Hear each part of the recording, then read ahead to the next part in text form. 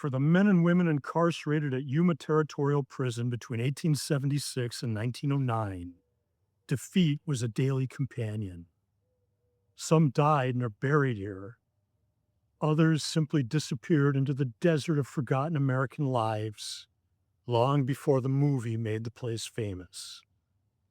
Prisons understand something civilizations often try to hide, that defeat is part of the human condition. I'm Mark Schauer, and this is Dispatches from the Lost Republic.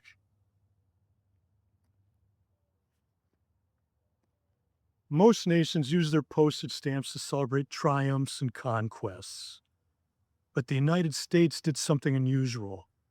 Again and again, America placed the defeated on its stamps. Defeated native leaders, lost battles, even the commanders of a failed rebellion. In 1877, Chief Joseph led the Nez Perce on a desperate 1,200-mile retreat across the American West, fleeing the army for Canada.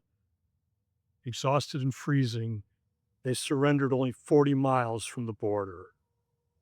"My heart is sad and sick. I will fight no more forever," he said. It remains the most eloquent acknowledgement of defeat in American history. And the United States eventually honored him on its postage because of the dignity with which he endured loss. The Alamo may be America's most mythologized defeat. The Texian defenders were completely annihilated, but defeat transformed them into legend. American often remembers failure not as humiliation, but as sacrifice. Even Valley Forge was commemorated not as victory, but endurance. An army surviving after repeated defeat against long odds. Not every defeat became myth immediately. Some were wounds first. In 1942, American and Filipino troops in Bataan and Corregidor collapsed under starvation, disease, and relentless attack. Tens of thousands surrendered. Many didn't survive the death march that followed.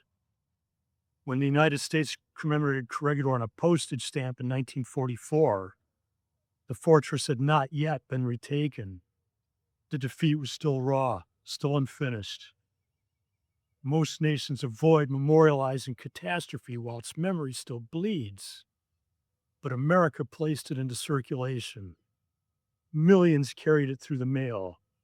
Endurance after collapse. There are defeats that destroy people and defeats that reveal them. Most nations would never place defeated rebels on national postage. Britain didn't honor Boer commanders. France didn't canonize the Paris Commune. But the United States issued stamps honoring Confederate generals and even Confederate veterans. Not because the country forgot the war, but because America developed a strange habit of absorbing even its defeated enemies into national memory. That may be what makes American philately unique.